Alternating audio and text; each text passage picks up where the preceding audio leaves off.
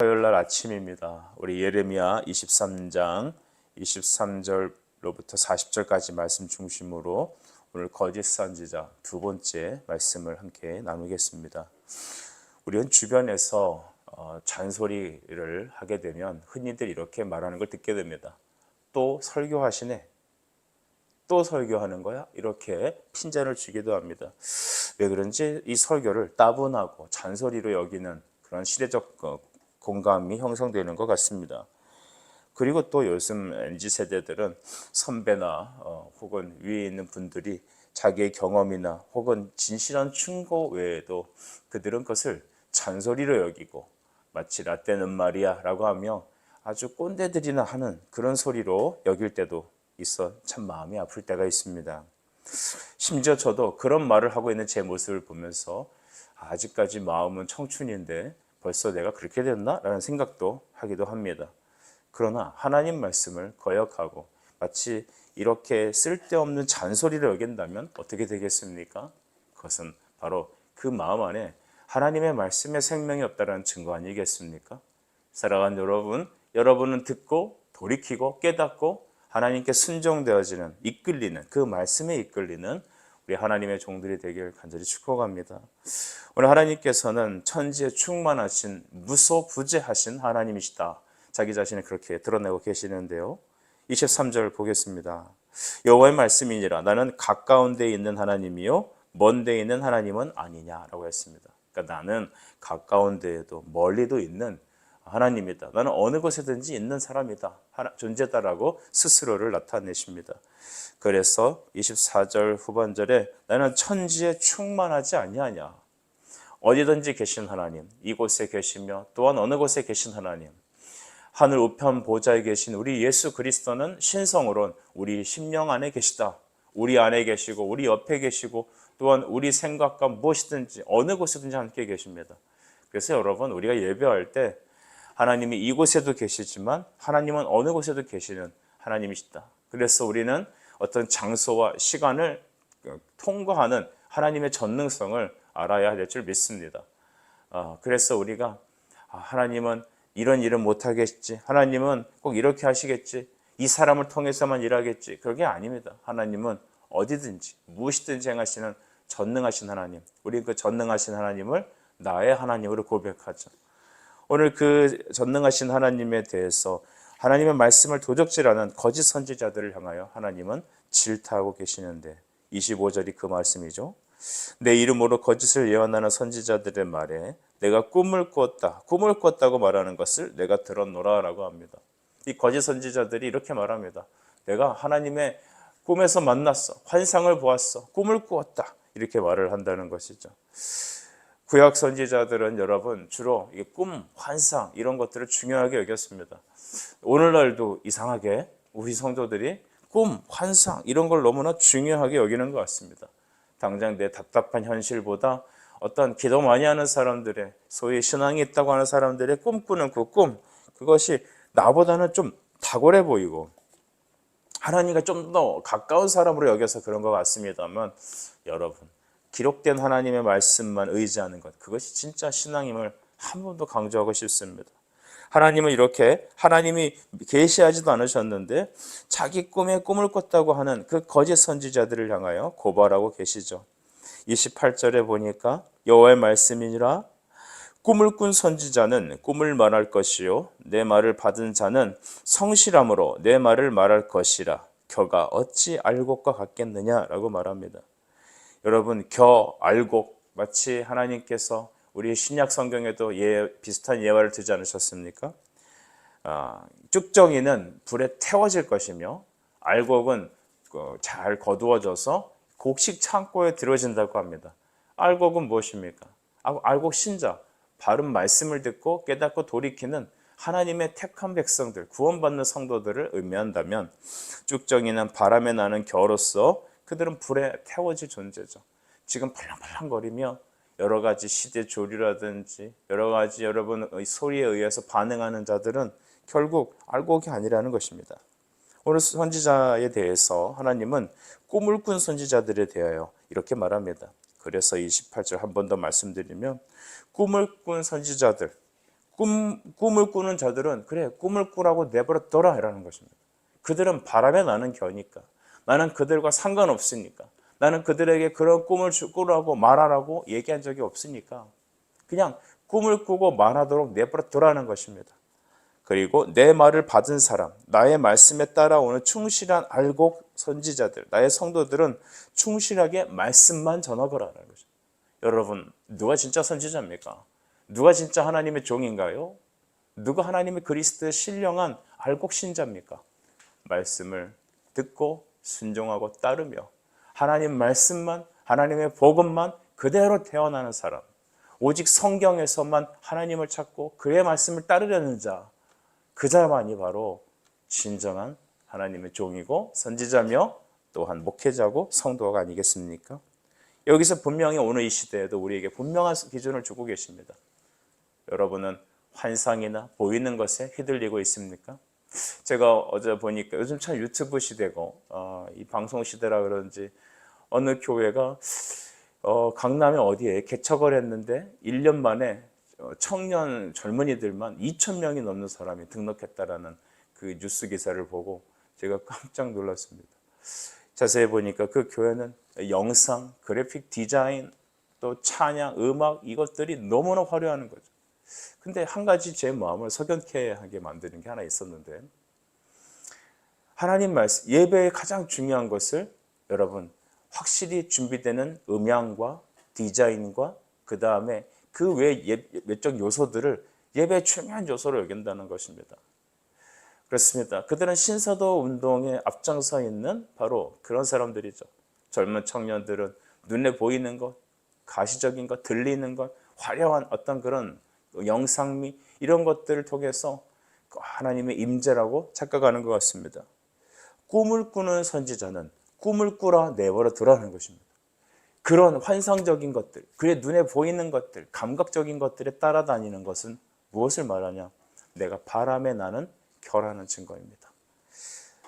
때로는 여러분 단단한 식물이고 거친 복음의 말씀이 우리에게는 사람의 영혼을 살리는 하나님이 주신 가고 오는 모든 세대의 유일한 방식이라는 것, 유일한 통로라는 것, 그것을 우리는 기억해야겠습니다. 알곡이냐 겨냐 바로 여기에 판가름이 나겠죠. 29절은 이렇게 말합니다. 여호와의 말씀이니라 내 말이 불같지 아니하냐 바위를 쳐서 부스러뜨리는 방망이 같지 아니하냐라고 했습니다. 계속해서 반복되는 말이 여호와의 말씀이니라 여호와의 말씀이니라. 얼마나 말씀이 희귀하면 보이는 것에 감각적인 것에 꿈꾸는 것에 이 사람의 기준에 붙여 있었는지 하나님은 계속 말씀하십니다. 나의 말이다. 나의 말이다. 너 내 말을 듣거라. 기록된 성경을 주목하거라 라고 말하고 계시죠. 그 하나님의 말씀이 어떤 거냐면 불 같고 방망이 같다는 것이죠. 이 말씀의 충격에 대해서 이렇게 설명하는 겁니다.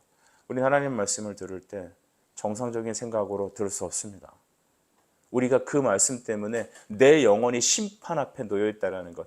도끼가 이미 나무 뿌리 옆에 놓여 있어서 주인이 명령만 하시면 내 인생의 전 존재가 도끼에 찍혀서 불에 던진, 불이라는 것은 이제 형벌해 버리잖아요.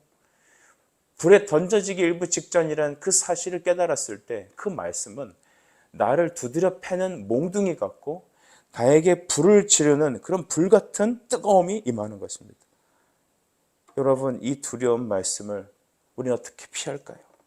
그런데 여러분 하나님 말씀이 불 같고 하나님 말씀이 나를 두드려 패는 방망이 같다면 그 사람은 축복된 인생입니다. 하나님 말씀이 여러분의 심령 폐부를 찌르고 고통스럽게 하고 그 말씀으로 어찌할지 모르는 심한 고통에 이른다면 좌절감에 이르게 만든다면 여러분 그것은 여러분을 사랑하신 하나님의 바로 치료약인 것입니다. 약은 입에 씁니다. 몸을 이롭게 하는 약은 몸에 쓰죠. 대신 단 것은 그때는 달콤하지만 우리의 몸을 망치고 우리 몸에 아무 유익이 없는 것이죠. 하나님은 그 불같고 방망이 같은 말씀이 나를 쳐서 회개 자리에 나오게 하고 하나님의 아들 예수 그리스도께로 나아가게 합니다. 회개와 죄사함의 길을 이르게 한다는 것이죠. 할렐루야. 율법과 복음의 차이는 무엇입니까? 율법과 복음의 기능은 무엇입니까? 하나님의 불같은 방망이 같은 하나님의 말씀이 내게 임할 때 나는 그 내 모습을 보고 내 모습의 현 주소가 드러나서 그 심한 고통과 심한 좌절과 심한 애통함이 우리 안에 임하고 우리의 오직 유일한 구원자이신 예수 그리스도께로 달려가는 은혜를 주신다는 겁니다. 이것이 바로 율법과 복음의 중요한 차이죠. 중요한 역할입니다. 하나님의 말씀이 오늘 여러분에게 불과 같이 방망이같이 임하여 우리 영혼이 살아나는 놀라운 축복이 임하길 바랍니다. 31절 32절도 보시죠. 여호와의 말씀이니라 보라 그들이 혀를 놀려 여호와가 말씀하셨다 하는 선지자들을 내가 치리라. 32절 여호와의 말씀이니라 보라 거짓 꿈을 예언하며 이르며 거짓과 헛된 자만으로 내 백성을 미혹해 하는 자를 내가 치리라. 하나님의 선지자들의 역할은 바른 하나님의 말씀을 선포하는 스피커의 역할을 해야 되는데 하나님께서 알려주지도 않으신 자기 생각에서 발생된 그런 사람들에게 인정받으려 하고 그들을 영혼을 망치게 하는 이 거짓 혀를 놀려대는 선지자들아 내가 너를 치겠다라는 겁니다. 특별히 32절 후반에 보면 거짓 꿈을 예언하며 거짓과 헛된 자만으로 라고 하는 말이 등장합니다. 헛된 자만, 이것은 영적 교만을 말하는 것이죠. 나는 하나님의 이런 꿈을 꿨어. 하나님께 내게 이렇게 말씀하셨어. 하나님은 나를 이렇게 이용하셔. 당신은 이렇게 될 거야. 우리는 이런 축복을 임할 거야. 하나님의 말씀과 상관없이 그냥 자기의 생각과 자기의 꿈꾼 대로 말씀과 동떨어진 이런 말을 하는 사람들의 특징이 뭐냐 하면 영적 교만이 있습니다. 그 안에는 자기도 불안합니다. 그 안에는 나도 확신이 없습니다. 그런데 나의 그런 간절한 바람이 사람들이 듣고 싶어하는 그 말이 자기 스스로를 속여서 내가 마치 하나님과 특별한 영적인 교제를 이루는 중요한 어떤 당신들과 다른 영적인 탁월한 존재이라는 것을 은연중에 드러내는 것입니다. 교만입니다. 교만. 이를 통해서 여러분 우리는 사람의 마음 중심에 이 죄가 가져다주는 독특한 작용을 보게 됩니다. 죄는 교만을 불러일으킵니다. 사탄이 하와에게 와서 이렇게 얘기하지 않아요? 하와야, 하나님이 진짜 이 선악을 알게 하는 나무 열매를 따먹지 말라 하든 하나님이 먹으면 죽을지도 모른다고 그랬어. 어디 죽을지도 모른다고 그랬습니까? 반드시 정령 죽는다고 했잖아요. 그때 사탄이 한 말이 뭐예요? 아니야, 너가 이거 먹으면 하나님과 같이 될까 그가 염려해서 먹지 말라는 거야. 하나님과 될까 하여. 그 말이 들리는 순간 하와의 눈빛에 보암직도 먹음직도 한 그 금지 열매를 보게 되는 거죠. 여러분 하나님의 말씀이 영적 교만하게 되면 영적인 교만이 임하게 되면 우리는 하나님의 말씀을 제쳐두고 자기 생각이 하나님 말씀으로 대언됩니다. 내가 하나님과 좀 동등된다고 생각합니다. 내가 예수 그리스도라는 이름을 얘기하면서도 나는 당신들과 다른 영적인 독특한 탁월함이 있다라는 은연적 자아의 교만이 우리 안에 항상 내재되어 있습니다. 누구나도 이런 교만이 있습니다. 소위 은혜 받았다고 하는 사람들, 소위 교회 생활 오래 했던 사람들, 그런 사람들이 이런 영적 교만을 이룰 수 있습니다. 여러분 꿈 꿀 수 있습니다. 하나님이 무슨 방법이면 못하겠어요. 그러나 그것들을 여러분 자신 안에 고이 간직해 두시고 하나님 말씀으로 돌아가셔서 깊이 말씀을 읽고 기도하며 더 주의 말씀을 통하여 주를 알기 위해 힘쓰셔야 합니다. 여러분에게 말씀이 사라진다. 여러분이 계속해서 경험과 어떤 느낌과 어떤 꿈과 환상을 의지한다. 여러분 안에 지금 영적 교만이 끌어오고 있지 않는지를 잠잠히 보십시오. 이러한 말들은 사람을 유익하게 하지 않습니다.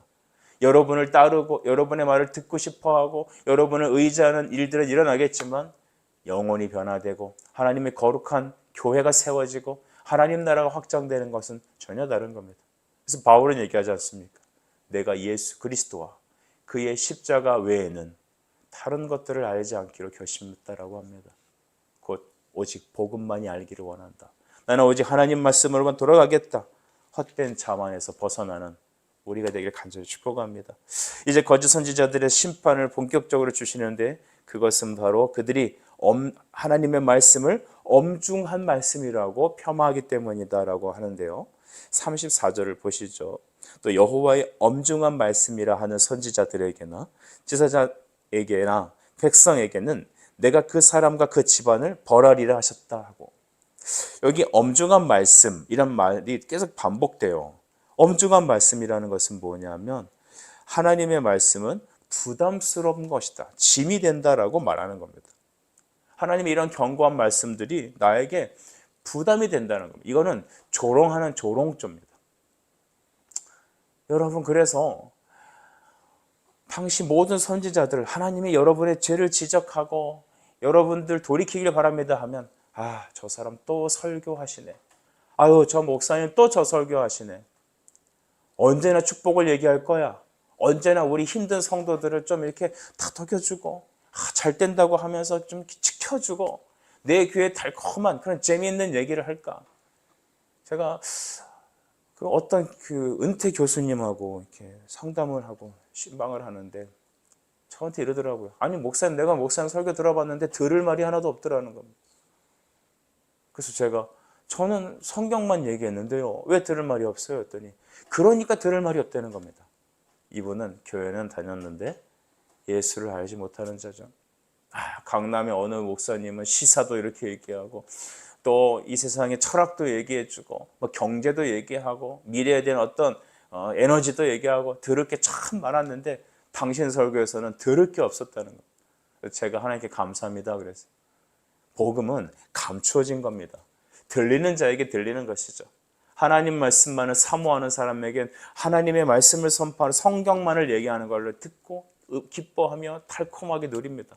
하지만 하나님과 상관없는 사람은 하나님의 말씀을 자꾸 내 영혼에 부담만 주고 나의 기분을 상하게 하고, 또 저런 소리 한다고 경고의 말씀을 그냥 또 설교하시네 라고 하며 조롱하고 있다는 것입니다. 이렇게 하나님 말씀을 엄중한 말씀 또 하시네 라고 하는 그 사람에게는 화가 임할 것이다. 내가 그 집안을, 그 사람을 치고 징벌하겠다. 주님이 이렇게 말씀하시는 겁니다. 여러분, 그들은 하나님 말씀을 잘못 활용하는 것입니다. 36절 우리 중후반절 보면, 만군의 여호와 우리 하나님의 말씀을 망령되이 사용함이라 하고, 그들은 하나님 말씀으로 달콤하게 자기 생각을 전달하고 청중이 듣고 싶어하는 그 말을 말하는 겁니다. 하나님이 그 백성을 향하여 그들을 바꾸고 고치고 하나님께서 의로운 길로 인도하시는 그런 표대로 사용하는 게 아니라, 그들은 그 말씀을 이용해서 하나님 말씀을 잘못 활용하여, 여기 망령되어라고 하는 말은 왜곡하여, 잘못 사용하여라는 의미가 강합니다. 잘못 사용해서, 자기 뜻대로 사용해서 오히려 백성들을 잘못된 길로, 심판의 길로 인도하는 그런 자가 바로 거짓 선지자다라는 것입니다. 사랑하는 여러분, 우리가 만약에 하나님 말씀을 엄중한 말씀이다, 또 설교하시네 라고 하는 그런 말씀으로 우리가 듣게 한다면, 하나님은 39절에 너희 조상들에게 준 이 성읍을 내 앞에서 버리겠다, 영원한 수치를 당하겠다 말씀하셨습니다. 결국 하나님 말씀을 그렇게 설교조로 받아들이고 조롱하며 하나님의 말씀을 짐으로 여기는 그들은 이미 하나님의 구원의 생명이 없는 자들입니다. 하나님의 은혜를 받지 못한 자들입니다. 그러나 그 말씀을 듣고 돌이키는 그 사람에겐 하나님의 사랑과 하나님의 주신 은혜가 그 안에 있는 것이죠. 저는 어저께 어느 시골에 은퇴하신 목사님을 뵙고 올라왔습니다.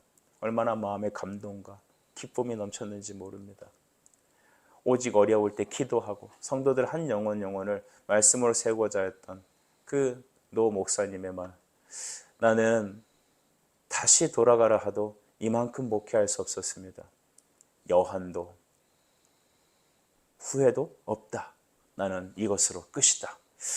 그 말씀이 저의 목표가 되었습니다. 나도 저렇게 마지막 달려갈 길을 다 가고 여한도 없고 후회도 없습니다. 그 말 남겼으면 좋겠다. 그런 마음이 들었습니다. 그러다 그 목사님은 저한테 얘기했습니다. 30년 이상의 목회를 통해서 깨닫게 된 건 하나님의 예정하신 그 은혜를 깨닫게 됐다는 겁니다. 예정론이라고 하죠. 하나님께서는 어떤 이들에겐 그 말씀을 듣고 돌아오게 하시는데 어떤 이들은 그 말씀을 듣고 돌아오지 않는다는 겁니다. 설교를 해도 돌아온 자가 있는가 하면 설교를 해도 하나님의 말씀을 부담스럽고 짐처럼 여기는 그저 쓸데없는 설교를 생각하는 사람들이 있다는 것이죠. 그걸 어떻게 인력으로 할 수 없어요. 오직 종들은 선포할 뿐이며 전파할 뿐이고 듣고 역사를 하시는 이는 성령이시니 듣고 송이꿀처럼 달게 받아들여 따라오는 자는 알곡 같은 자들이며 바람에 나는 겨와 같이 여러분 주변의 소리라든지 느낌이나 감정이나 꿈에 쫓아다니는 사람은 여러분 겨와 같은 사람이라는 것 오늘 우리 성경을 통해 깨닫게 됩니다. 또 설교하시네 듣기 싫다. 여러분 이 말을 하는 사람들에겐 하나님의 심판이 이미 주어진 것 아니겠어요? 그러나 그 말을 듣고 가슴을 치며 따르고 회개하며 바뀌며 주님을 의지하는 자 주여 나를 구원하소서라고 하는 바로 십자가에 달린 오른편의 강도와 같은 그런 여러분 죄수가 있다면 그는 하나님의 나라가 그에게 주어질 것입니다. 오늘 우리에게 말씀을 통해 겨와 알곡 우리는 어느 길로 갈지 하나님께서는 방향을 보여주셨습니다. 사랑하는 성도 여러분, 우리가 좁은 길을 가고 좁은 문을 간다는 것은 여호와의 말씀을 듣고 따르느냐 아니면 겨와 같이 바람에 날고 흩어지느냐 이 차이가 아니겠습니까? 하나님의 쓴 말씀을 불과 같이 방망이 같이 받아들여 우리 자신이 깨어지는 이 아침이 되도록 하나님께 은혜를 구하는 우리가 되길 간절히 바랍니다. 기도하겠습니다. 사랑과 은혜의 주님, 오늘 이 시간에 거짓 선지자들 두 번째에 대한 말씀을 들었습니다. 하나님의 말씀이 우리에게 오니 불과 같고 방망이와 같습니다. 그러나 주님, 그 주님께서 우리를 싸매시고 어루만지시고 다시 살리심을 믿습니다. 하나님의 말씀을 농담으로 여기고 짐과 같이 부담스러운 것으로 여겨 그 말씀을 나를 스트레스를 주는 설교조로 받아들이지 않고 내 가슴을 울리는 불과 같고 방망이 같이 받아들이는 그런 알곡 신자들 다 되어질 수 있도록 주여 은혜를 내려 주시옵소서. 예수님의 이름으로 기도드립니다. 아멘.